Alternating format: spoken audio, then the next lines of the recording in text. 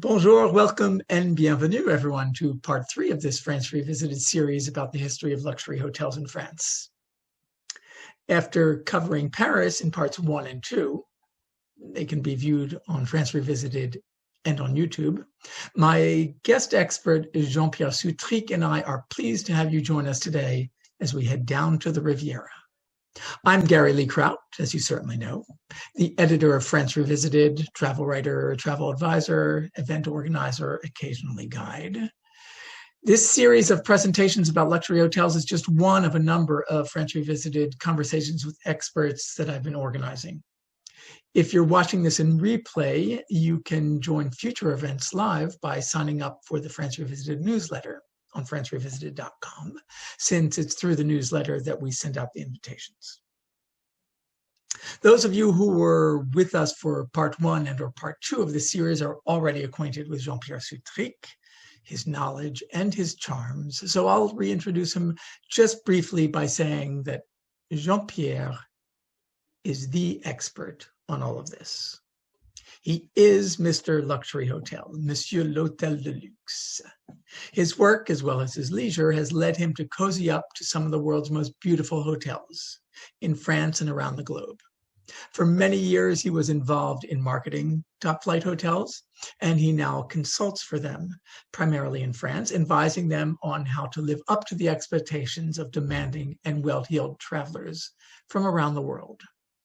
Jean-Pierre, is there anything else I should add about your expertise? I think we're good. Well, let's start right in. I first want to tell you where we're going. We are going to the Riviera, called the La Côte d'Azur in French. And the Riviera, you know, there's no exact place of where it begins or ends. I mean, we can say it begins at the French border, but you can also say it goes into further into Italy. And this is actually a Google map of showing, actually it's showing most of Provence. Those who were with my Zoom talk last week know that I was in this area, the Vaucluse area of Provence, to speak with 3 chefs. And historically, much of what we call the Riviera, or half of what we call the Riviera, is actually Provence. It was connected with Provence. And when you just go a few miles inland, you could say you're in Provence in any of these areas. But beginning at the French border, over to the side, over to the top right here, the Riviera, well, we often say that it ends with Saint-Tropez. In fact, our discussion today is ending with Saint-Tropez. But let me tell you, when I've been further down this way, I feel that I'm still on the Riviera. Maybe even here, I still feel on the Riviera. Once you arrive at Toulon, you know you're in a different area. So the Riviera, so is this stretch? It's about 125 miles of some beautiful coastline. And of course, the La Côte d'Azur means the Azure Coast because of that beautiful blue that you see often when you're down there. Jean-Pierre, so how did the Riviera become the Riviera? Well, as you can tell from this picture, a long time ago. The reason why I start always with a bit of history is because the French Riviera was almost invented by the Brits. As you probably know, the weather in England is not so favorable.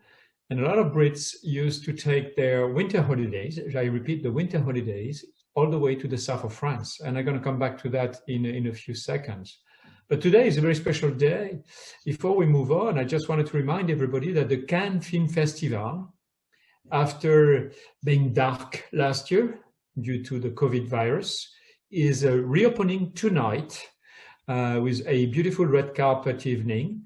And I tell you, it's a very big symbol for most of us in France and the south of France and you guys in the US, because actually it's an American movie going to be opening the festival tonight. So it's called Annette. And we'll speak about Cannes in a few seconds. But the reason why I wanted to show this picture and the next one, Gary, is because the French Riviera was actually invented after a very important political event, which happened in 1860. So some of you know or may not know that Nice, until 1860, was not part of France. It was part of a kingdom that has disappeared since. It was called the Kingdom of Piedmont, Sardinia, and that was the kingdom that will give Italy its unity, because up until the mid-19th century, Italy was a little bit like in Germany. It was an ensemble of small principalities, some very well known, like the Vatican, some other known in Naples, the Kingdom of Naples and Sicily. And all of these entities were separated from one to each other, and they would barely speak the same language at the time. It was some Italian, some Patois from Italy, some Napolitano. And in the northern part of Italy, in the Piedmont, which capital was Torini, there was a king, and that gentleman asked for the help of Napoleon III to help unite the Kingdom of Italy, and that would happen in 1860. So Vittorio Emanuele asked the French for help, and in order to thank the French for the support to unite Italy, he gave Nice to France, as well as what we call Savoia, in French Savoie, or Savoy in English. And these two regions became part of the French Empire at that time. So in 1860, Nice returns to France, and very quickly, Napoleon is going to ask industrials to invest massively to help Nice to get connection to Paris. And the reason why the Riviera became very famous is because it was a very easy access from the train. At that time, it was a night train called the Train Bleu, the blue train, that would link Paris to Nice in that just one night. And all of a sudden, the Brits, the Belgians, the Germans, of course, the French, the Northern Europeans will come all the way down to the Riviera through this train. So that was really the kickoff of the French Riviera. And at that time, obviously, Nice will see a spurge of palace hotels. Some of them I will describe tonight on the Riviera. The one you see on my picture is the famous Negresco, which to me is like the Eiffel Tower of Nice and the symbol of that development. But as I said earlier, most of the tourists at that time will come to the French Riviera in the winter to enjoy the sunny side of Europe, while in the summer, they will move back north to Normandy.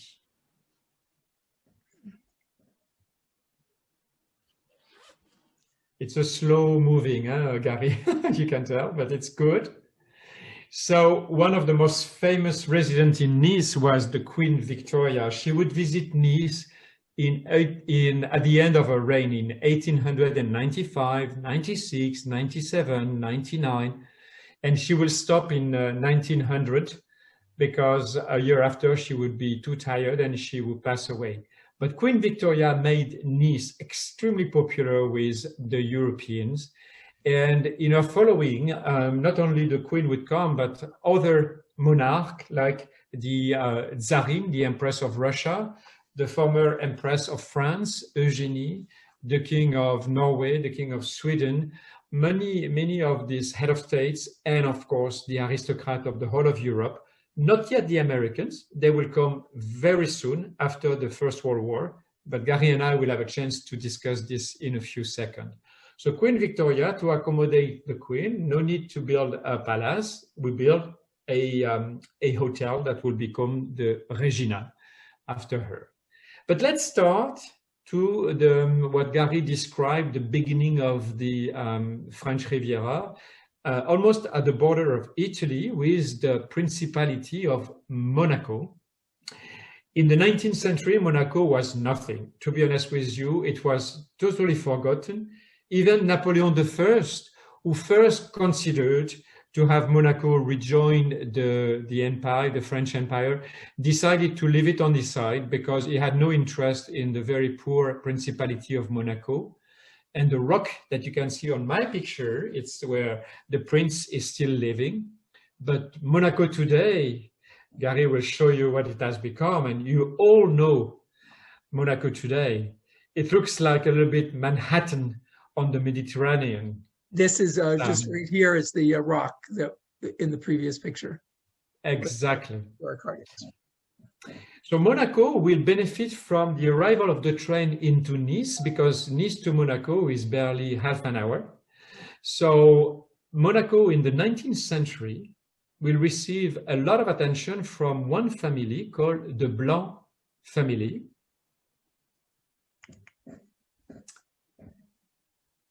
And these are the family that is going to be building the casino and the very first hotel of Monaco called the Hôtel de Paris. And a number of you have been probably to Monaco.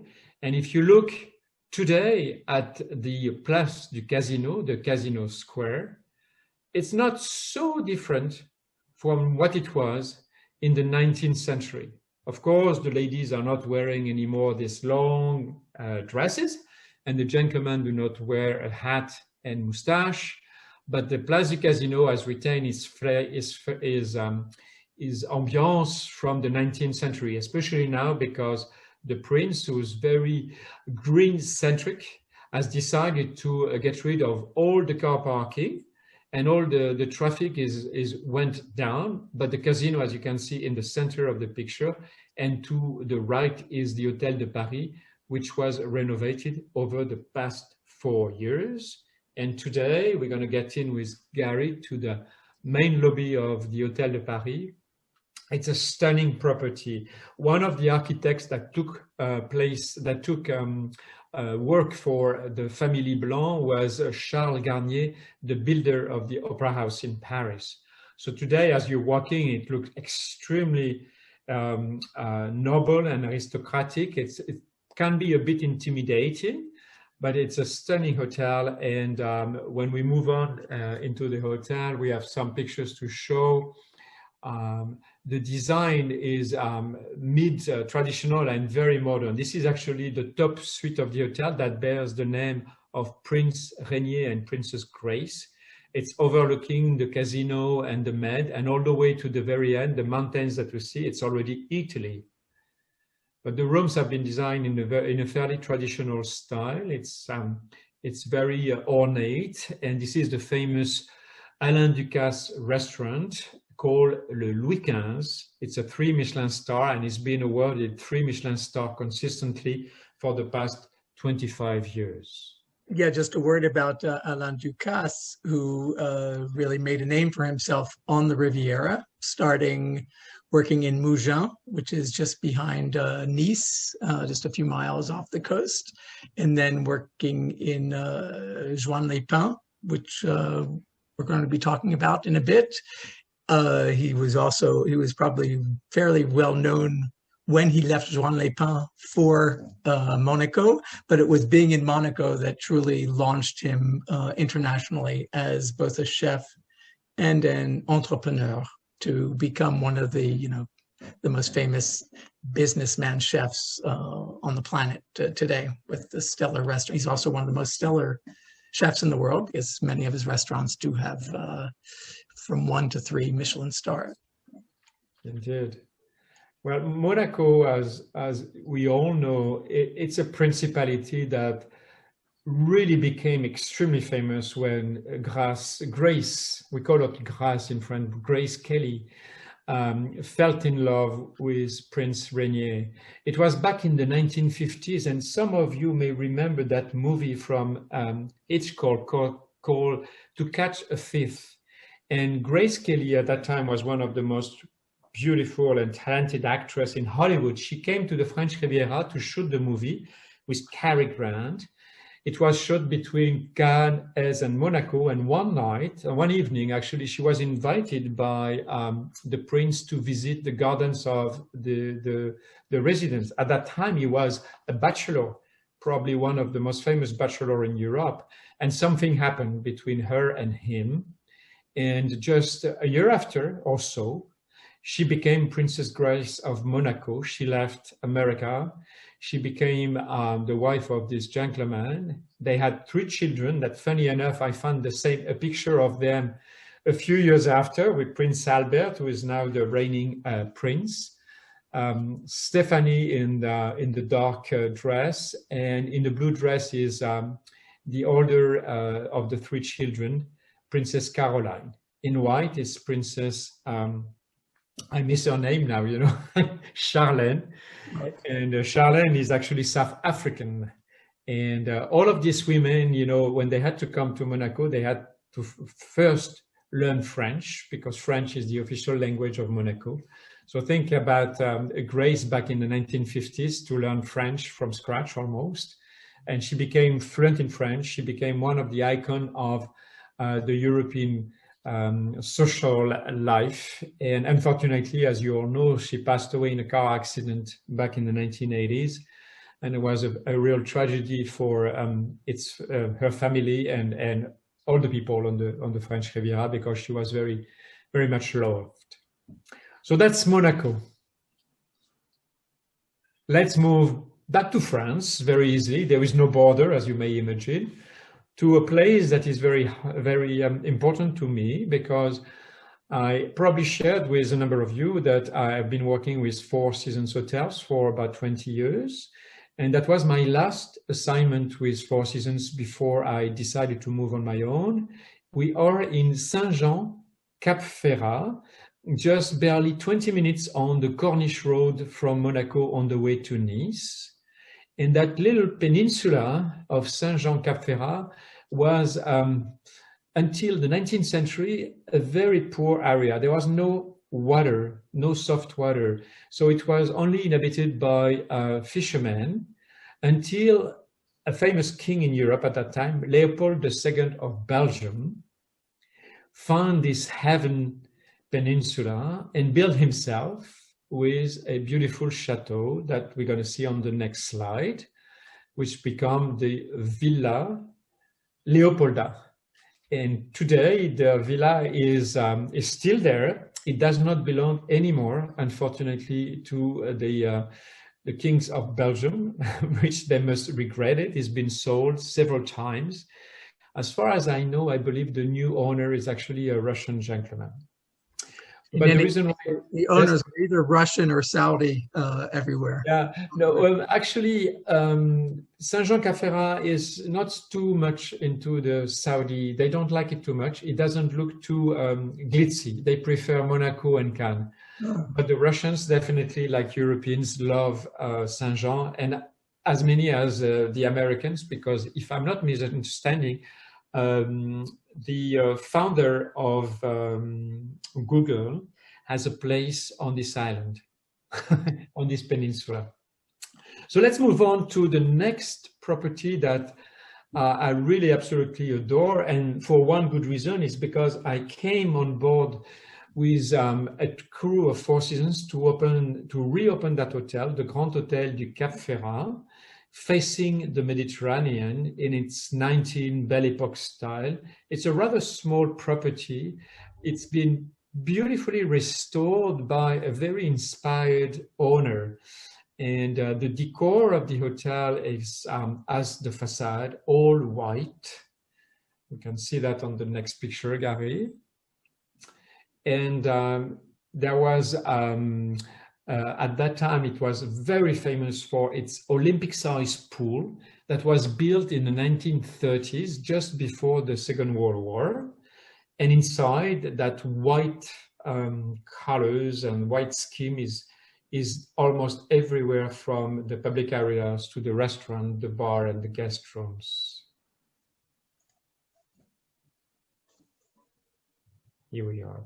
The style of the hotel is rather contemporary, and I mentioned the owner because the owner is an interesting gentleman. He's actually an American gentleman of Russian descent again, and very well known in Hollywood because he produced a movie that you may remember with Dame Helen Mirren, The Woman in Gold, that is telling the story of this beautiful portrait of Gustav Klimt, the portrait of Adele Bloch-Bauer, that was taken away from the family in 1938 when the Nazis took over the power in Austria. And years after, back in the 1990s, would you believe, a lady based in Los Angeles will go to Vienna to claim that portrait that used to belong to her auntie, Adele Bloch-Bauer. And after an incredible fight in the Court of Justice in Vienna, she will get the portrait back, but it's not hanging in her place in Los Angeles. It's in New York City at the Neuer Art Gallery that the family from Estée Lauder has actually bought from this lady. So it's visible again, not in Vienna anymore, but in New York City. And the owner is Leonard Blavatnik. Blavatnik, right. The Americans call him Lenny, but I'm not too close to him. Blavatnik is a little difficult to say. Yes. We're going to leave the hotel, but before we leave the peninsula, make sure that you make a stop at the Villa Ephrussi de Rothschild. Can I tell a bit about it, Jean-Pierre? I'm sorry? Can I tell you a bit about the Ephrussi de Rothschild? Absolutely. I know you're very close to the Rothschild family. Right. They invite me to all their parties. So Beatrice was her name, Beatrice de Rothschild. She is a wealthy heiress to the Rothschild fortune of the 19th century, late 19th century. And she married another banking heir, Ephrussi, who lost lots of money, was often in debt, not to mention that he was running around all the time and gave her syphilis. I say that because it's part of the story, because she had no children, she had no heirs, because she had become sterile with syphilis. And but the family, aware that he was such a disaster, insisted that they get divorced. After they got divorced in 1904, she was able to keep some of her money, much of her money, and then her father passed away in 1905, so she was an extremely wealthy woman at that time. She bought this property of, I think it's about 17 acres, and she built this Venetian-style villa, which can be visited today. And then when she died, she had willed it, as I say, she had no children, she willed it to the French Institute, or the Beaux-Arts, Academy of Beaux-Arts, which is a division of the French Institute, which opens it to the public today. And, we're visiting these beautiful hotels with Jean-Pierre on this trip, but there is much luxury through such sites as this that are accessible without spending $1,000 or $2,000 or more a night in a hotel room, because you could spend, maybe it's $18 to enter, and there's a beautiful tea room inside. You can spend $15 and have tea and cake. So you don't have to be totally upscale to have a wonderful upscale experience here. But the villa is beautiful. She became she always was, but especially after she inherited so much and she divorced from her husband, she was a big art collector and decorative arts. And so as beautiful as the villa is inside, it's really the gardens, which is the wonderful thing to stroll around. So whether one goes to the hotel that Jean-Pierre just mentioned or not, just outside of Nice, there is this beautiful villa and garden to visit. Indeed. And as we mentioned, the next stop, Nice. Let's make a stop at the Negresco. The Negresco was opened during the Belle Époque time in 1910, and it's probably one of the last palace hotels that is really operated as a palace hotel. A lot of these old properties have been converted into apartments, beautiful apartments, but Nice is really a beautiful place. And I would say that the Negresco is also famous, and was for many years very famous because of its owner, Janine Auger. She used to live under the pink cupola all the way up. and she was a little bit of a dictator to the staff. She passed away. She was probably 95 or 96 years old, and she had no children. So her entire family was her 2 dogs, and I think a lot of money went to the Society of Protection of the Animals. But today the hotel is still operated as a hotel, and for Nice it's a great option, although it's a little bit, it looks like a wedding cake, doesn't it? It certainly does. And I must say my personal experience with the Negresco is that they did not let me into their bar. Because I went in and something about me didn't look right to them. And they gave me the old line, sorry, so you can't come in because there's a private party going on. And I said to them, yes, but in that private party, my friends are waiting for me in there. So I have to give the Negresco another chance. I have to try to go in again, but no one likes for their appearance for whatever, and I don't think I was that badly dressed, but no one enjoys being told they can't come in when their friends are inside. So that's my little story with the Negresco, but don't worry, Negresco, I'll come back sometime. I'll give you another chance. We have the next picture is showing actually where you were kicked out, Gary. Oh yeah, that's a right. Beautiful dome, and Jacqueline Auger, the owner, was an interesting lady. She was not of aristocratic descent, but she had decided to decorate her hotel with all the kings, queens, and emperors of France. So you have a portrait of Louis XVI, you have a portrait of Marie Antoinette, a portrait of Eugénie, the Montiro of Napoleon III, and Louis XIV, and she would get across this beautiful lobby every morning with her 2 dogs to check on the staff and of course on who was coming in to a hotel. She's in heaven now. She was a nice woman in the end, a little bit snobby, I would say. Oh, but as one should be if one lives at the Negresco. Nice, Gary, I think you loved it. Want me to talk about Nice? Yeah, well, so we're not really talking about, we're not really talking tourism here so much as the hotels, although I do want to talk a little about these places. So Nice is the city, one's, city, the others are smaller towns or villages on the Riviera, but Nice is a year-round destination. It does have things going on all the time. There are museums, much of the Riviera, along with the, and in part, the artists always say that they were attracted by the light, and that's why they came down. But in fact, the artists were attracted by the rich people who were down there and the parties they threw. And they happened to find great light when they were down there. But there are fabulous museums dedicated often to individual artists that are throughout the Riviera, including ones dedicated to Matisse and Chagall here in Nice. Nice is also, I think I added a picture. There we go. Nice and the coast also have many festivals, including important winter festivals. The Carnival of Nice, which is these pictures here, I was there about 8 years ago for the Carnival. It was a wonderful, happy time. And it is one of the most important, it's not Rio, of course, but it is one of the major carnival celebrations in Europe, not just France. And then Menton, which is right at the Italian border, has which is known for its lemon and citrus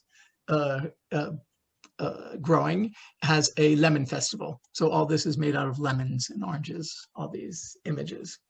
So there are, as I say, very accessible. You don't have to be staying in the high luxury hotel to have access to some great fun on the Riviera.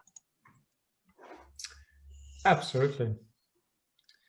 So where are we going next, Gary? I think we're going to Antibes. Indeed.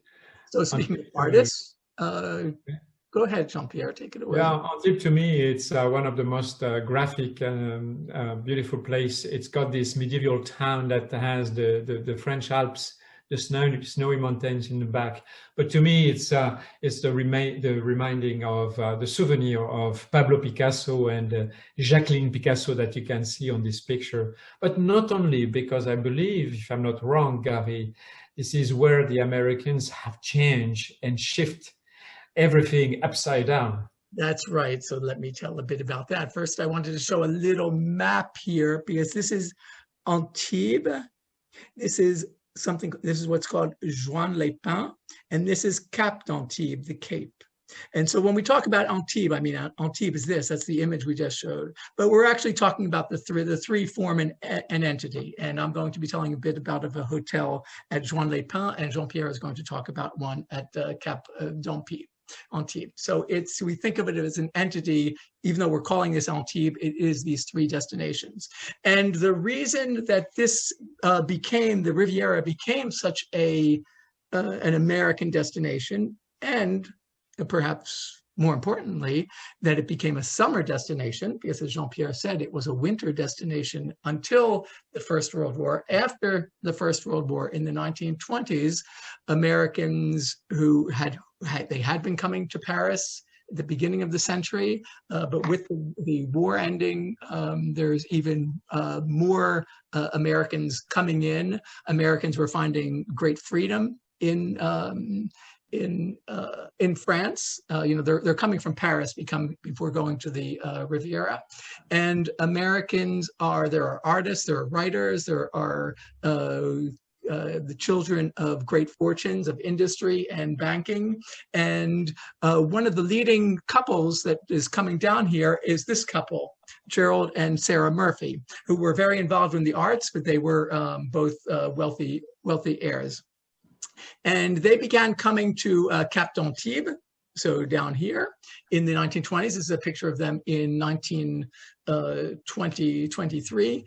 And their friends start coming, and their friends mean Scott and Zelda Fitzgerald and Cole Porter and plenty of others. And then people like Rudolph Valentino comes, and Hemingway comes down. They're all coming, they're all buddies, and they're all coming to have sea, sex, and fun on the Riviera. And so the Murphys are, in a sense, they really are what's launching, because what they're going to do is the hotel that Jean-Pierre is going to tell about in a moment. They're going to ask the hotel, which was normally a hotel for the winter season, they're going to ask them to stay open in the summer. So it's the first time that a major hotel is going to be open in the summer, because these largely Americans, there are Brits and there are some others, largely American colony is coming down here. So the Murphys are very much remembered in this area, but maybe in general, the people we more associate the Riviera at this time with are the Fitzgeralds, Scott and Zelda Fitzgerald. And in coming down, these different people, so these are really just a fishing village. This is Juan-les-Pins. It's really just a fishing village at the time. And they're going to rent a villa in 1925-26. And they're going to rent a villa that was on this location. This is sort of an expansion of the villa. It's now a hotel called Les Belles Rives.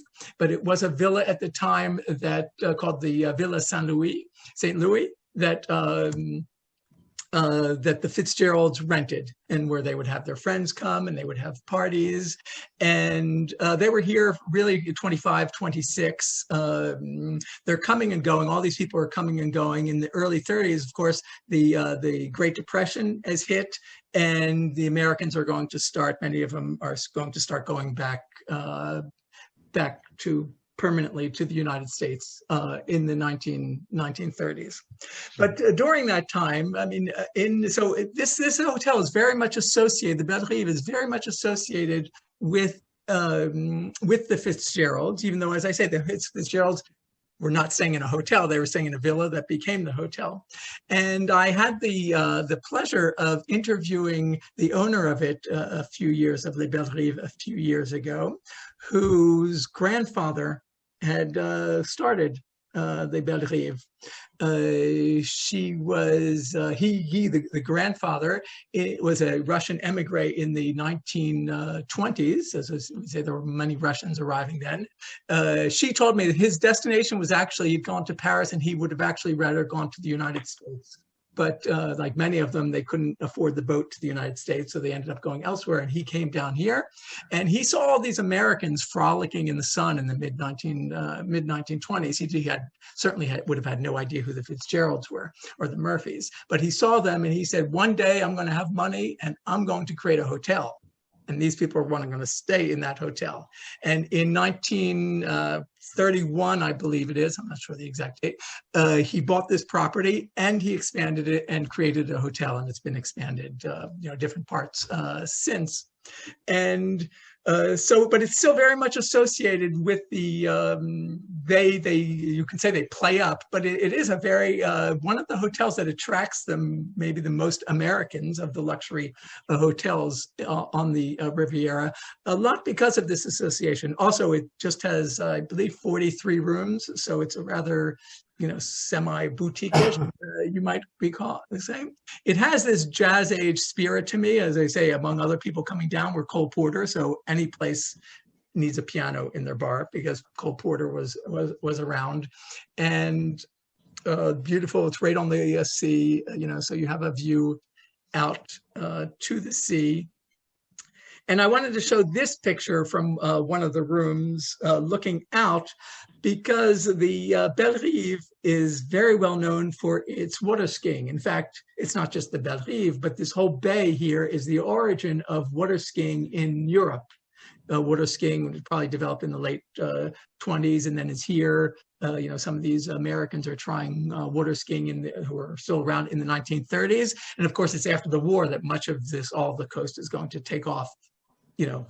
There's this period beginning with the Great Depression when things are going downhill, and then it's after the Second World War. So in 1949, the first World Championship water skiing is held here. And I also had the great pleasure several years ago, after I had interviewed the owner, of interviewing a great figure in water skiing, a fellow named Marco Grilli, who since passed away, but his daughter who runs very much the show here.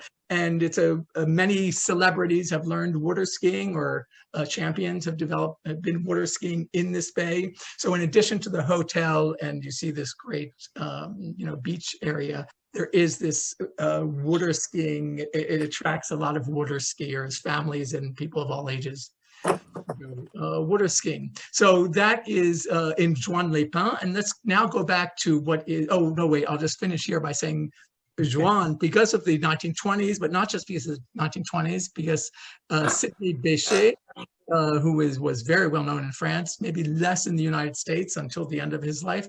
Sidney Bechet would come to Antibes, and in his honor in 1960, they began what is now the most important jazz festival in France. And you mentioned earlier, Jean-Pierre, that the Cannes Festival begins today. The Juan Jazz à Juan Jazz Festival begins this weekend, and it too missed last year. So it started in 1960. This is the 60th edition of it. So it's a great festival, and just look at that view that the audience has as they're listening to this wonderful music. But now let's move out to the Cape, to the real star of this area, Jean-Pierre. Yes, indeed. Just like for the Villa Belle Rive, that place that you all know, called today the Hotel du Cap Eden-Roc, was a villa in 1870. It was the property of the gentleman who owned Le Figaro, the newspaper in Paris.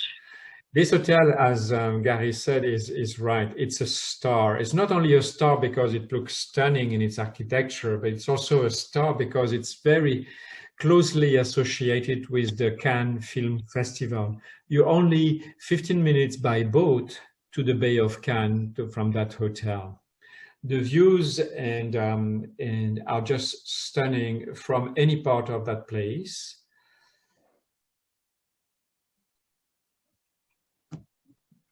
Voila. And as I mentioned, he bears two names actually, the Hotel du Cap on one side and the Eden-Roc that you can see on this side. The Eden-Roc was built to accommodate the increasing number of Americans, indeed, in the 1920s and 30s, who would want to enjoy a bit of sunshine. So the pool was created in the rocks it still is one of the sexiest pool and area to see and be seen.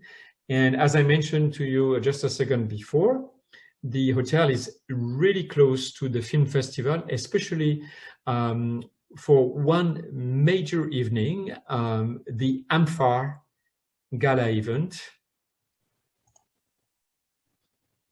Oh, and the Amphar, as you probably know, is that's a view from. Sorry, that was the view. I'm going to come back to the Amphar in a second. Sorry, Guy. That's where fine. Where should I go back first? Well, no, just go back just to that's a view from the Eden-Roc, the side of the hotel that is right on the rocks on the Med. And the next picture is telling you a little bit about the famous people who used to stay at that hotel. Marlène Dietrich used to stay there every summer, all the way through to the war. And to the right-hand side of this picture, you probably have recognized the Duke and Duchess of Windsor. This gentleman who had abdicated to marry Wallis Simpson in 1936. His king's name was Edward VIII, but he never be coronated. His brother, who is the father of our current Mark Parson, will actually be crowned. Well, I'm in the middle or beginning of a career change, and I was looking at someone speaking. I can't. Could you cut your side? Your name came up quite often for. We have a little bit of a glitch with Kaiser Wilhelm. Wait a minute, Jean-Pierre. Are there any programs that I can take advantage? There, found them. Okay, sorry. So I just mentioned this famous guest, but today, as you look at this property during the film festival, a very famous actress, Sharon Stone. She's not on this picture. This young lady is not Sharon Stone. Every year during the Cannes Film Festival, she hosts an event called the Amphar. She raised money for the AIDS research. And that evening is the most important evening. And it's always happening at the Hotel du Cap Eden-Roc. On that evening, 2,000 of the most famous people and the richest people on earth come to the Hotel du Cap for that gala evening, where a lot of money is raised and to the credit of Sharon Stone, she has done wonders during the film festival for the past 15 years, I believe, for this specific gala event. Despite that being a great and important event for a good cause, one of the most famous lines about the Riviera is from Somerset Maugham's The Razor's Edge, where he spoke of the Riviera being a sunny place for shady people. So we know that there's a lot of misbegotten money around, or dealings going on. Do you want to tell us about that, Jean-Pierre? It's actually something that you probably don't want to know. But one of the last manager of that hotel, and certainly not the gentleman today, that was his predecessor, ended up leaving the hotel between two gendarmes because he had the bad habit of taking some of the money of the guests that they were paying for their rooms to his own pocket instead of putting this money into the pocket of the owners. So that gentleman for many years used to only accept cash payments, which is ridiculous, don't you think? And of this cash payment, a lot of this would go into his pocket. But there is a justice, and today this gentleman is disappeared, and when he left the hotel was not on the red carpet. Although I do, tend to think when I heard about that, the people go to these places who accept to only pay thousands and thousands in cash. I don't know where they got their cash either, but very good point. Yeah. Okay, but we'll pass on. It's a beautiful property, and as you said, it's not the same director anymore. So it's an excellent guy. So excellent. It's let's call it an honorable place today. Very. And then the natural liaison from the Cap d'Antibes to Cannes is here, and to me, the Carlton resemble and epitomize the magic of Cannes. It's a little less magical today because the city has become, the resort has become more a convention place because it's got a lot of conventions happening every year. But the Cannes Film Festival, as some other festivals, continue to maintain the magic. And when I was a bit younger, in my late 30s, I was the director of marketing for that property. And I only keep fond memories of that place because that hotel was one of the very first to open in Cannes. Let me tell you something about the resort of Cannes. Cannes, again, in the mid-19th century, was a rather lost and abandoned fisherman's port. And one gentleman from England, Lord Brougham, went down to the French Riviera. He was meant to go to Nice with his child and to help him because he had tuberculosis. And again, the climate of the French Riviera in the winter is so nice. A lot of the Brits used to go down to really benefit from the climate. But all of a sudden, as he was crossing the village of Cannes, a terrible storm happened. He couldn't go further. So he stopped in Cannes in some shabby inn. And the day after, the storm went away. The skies were blue. The waters were like a lake. And all of a sudden, he wakes up to this beautiful bay of Cannes and had some sort of epiphany and decided, I'm not going further. I'm staying there. The year after, he built himself a villa. And the year after, many of his friends from London joined him. And Cannes became this famous resort, very close to Antibes and Nice. And of course, in 1939, not a great year to remember, the Cannes Film Festival was meant to happen. But it was meant to start in September of 39. And as you probably remember, September the 1st, the Nazis are invading Poland. England and France declare war to the Nazis, Germany. And the Cannes Film Festival is cancelled. Everybody is asked to go home. The Cannes Film Festival will come back in 1946. And since there, it did not cancel once, only in 2020. And Spike Lee is the president of the jury this year. Indeed. Let's give that American note to it. So the Carlton is the official hotel, and Gary is going to show you a few images of that hotel. It really is one of these grand hotels of Europe with style. I don't think it can be classified as luxurious as the Hotel du Cap or the hotels in Monaco. And today it's retained a little bit of the magic of the past, but it's a grand hotel. It's more than 350 rooms. So, but again, it got the souvenir of Grace Kelly when she was shooting the movie To Catch a Thief. Thank God the magic of Cannes remains. And I absolutely adore this image that really links Cannes of yesterday and today when Liz Taylor, back in the 1950s, covered in diamonds, was actually the queen of the festival. Today, the kings and queens are a bit younger, Gary, aren't they? Yeah, but does anyone know? Because I don't know who's the fellow who's with her. Does anyone know who's with Liz Taylor here? I don't know. I think it was one of Liz Taylor's husband, but not Richard Burton. Oh, well, another very glamorous couple of today, of course, George and Salma Clooney. And they were guests at the film festival about 2 years ago, I believe. It was last year. Have you ever walked on the red carpet? I have. I'm sure I knew that was the answer. Yeah, but my picture got lost with the non-significant people. Oh, but were you wearing a tux? Of course, it's a mandate. Oh, it is now. Oh. Okay. But Cannes is not only the film festival. There is this great fireworks festival during the summer, and all the way through the end of the summer, you have spectacular fireworks happening in the Bay of Cannes, and of course, to the enjoyment of the visitors. And this festival is actually completely free. Oh. Here, Elizabeth just answered the question about who was with Elizabeth Taylor, and it's Mike Todd, she says. Excellent. So she won the quiz. She won, yeah. She gets what does she get to see in one of these hotels? The prize. You'll arrange it. Contact Jean-Pierre for the prize.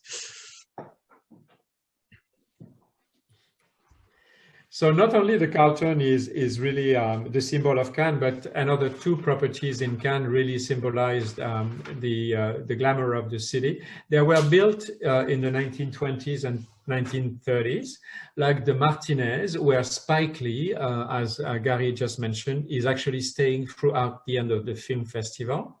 The Martinez today is managed by Hyatt, and the other Palace Hotel on the Croisette, the boulevard alongside the Med, is actually the Majestic, also built in the 1920s in pure Art Deco style.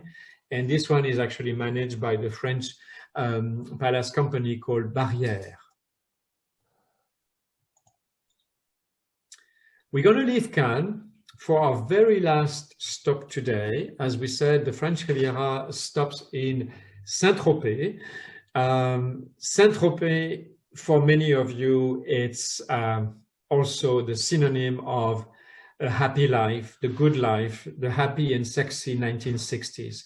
And before you go on, can I just tell you a little personal story about Saint-Tropez? Yes, indeed, Gary, carry on. Thank you.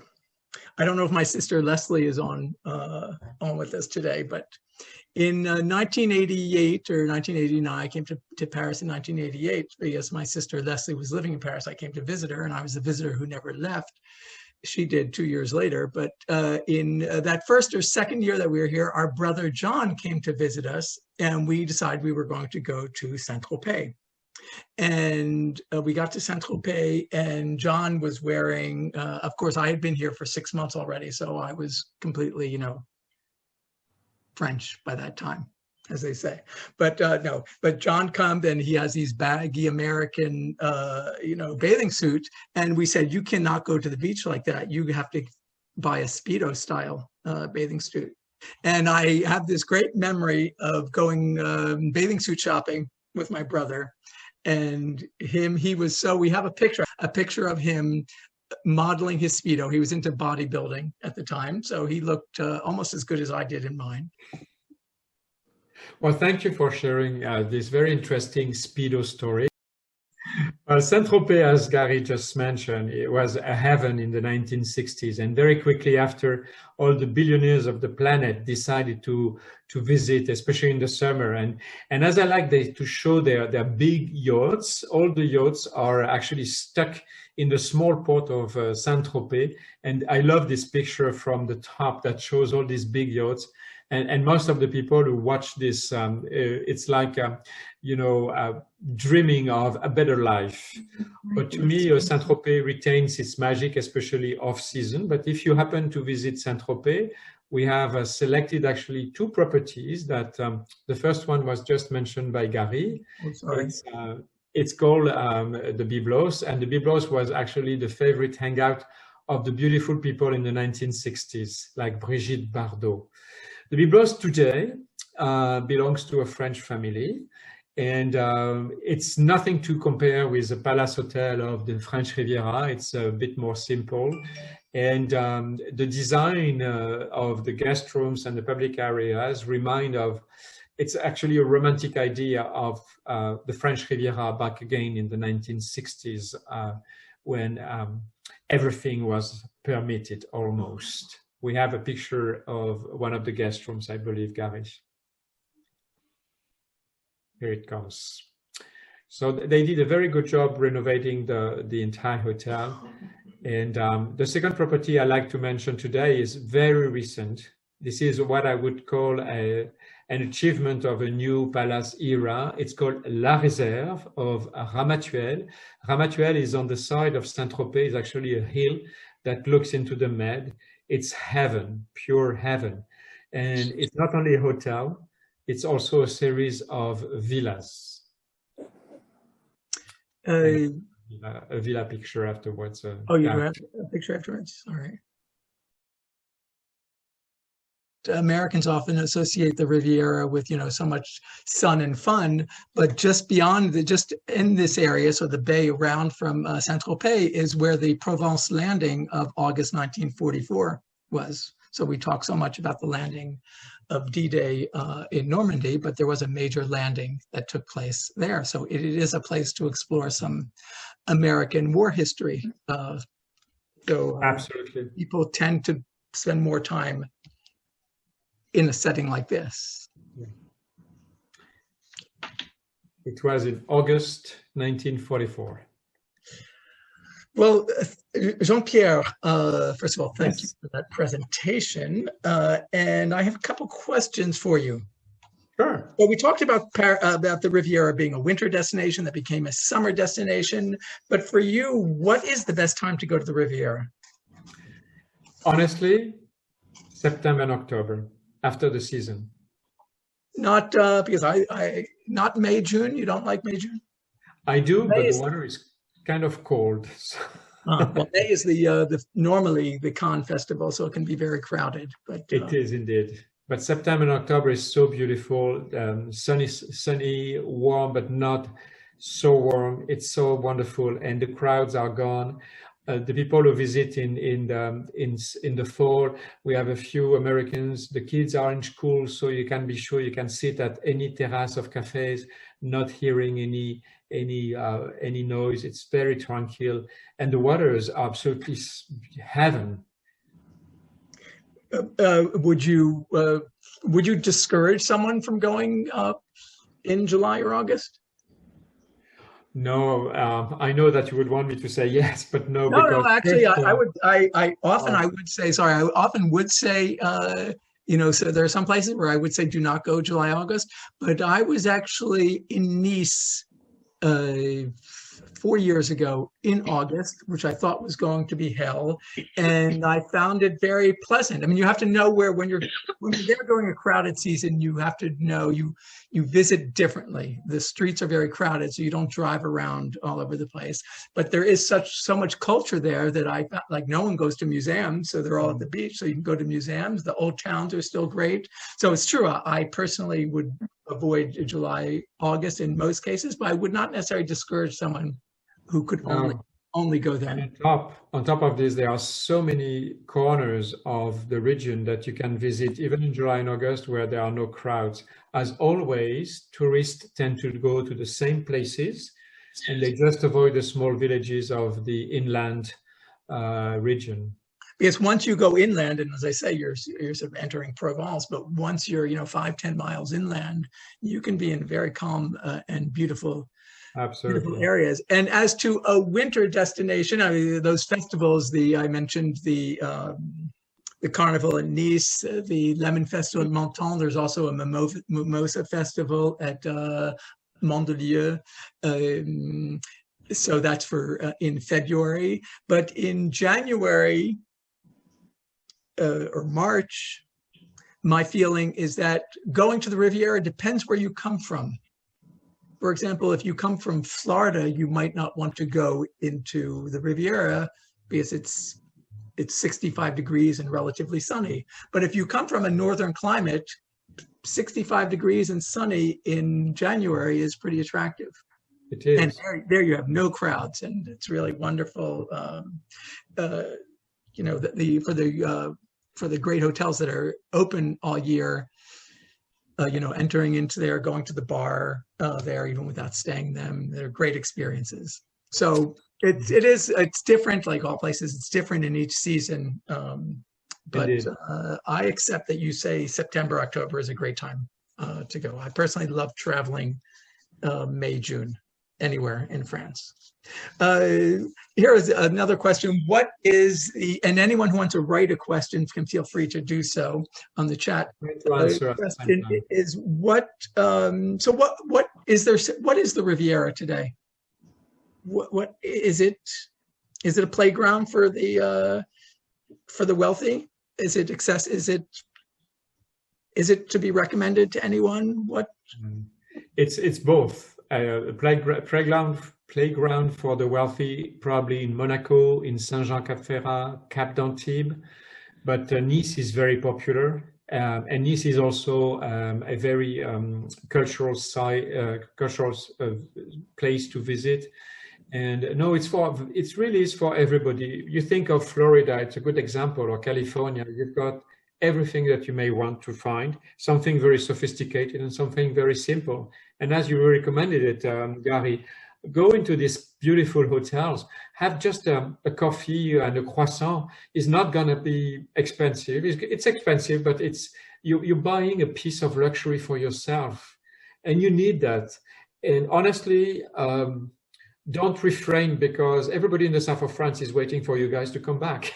Right, right. Well, Americans are actually a very important clientele. I mean, in recent past 20 years or so, Russians have become very important. You know, there's big Saudi money around. But as far as numbers of, foreign visitors, I mean, there are lots of Italians, of course, but Americans are a very important part of the local economy.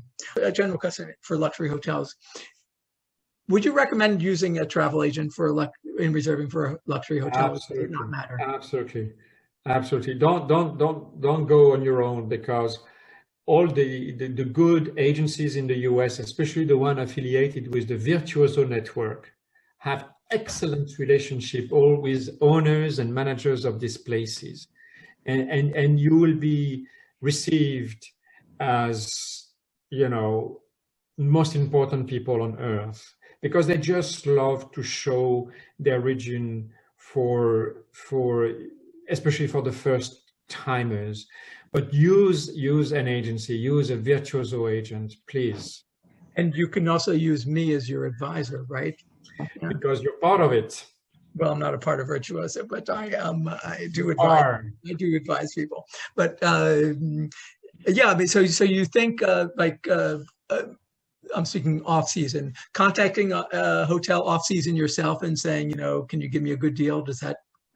Doesn't work anymore. That doesn't work.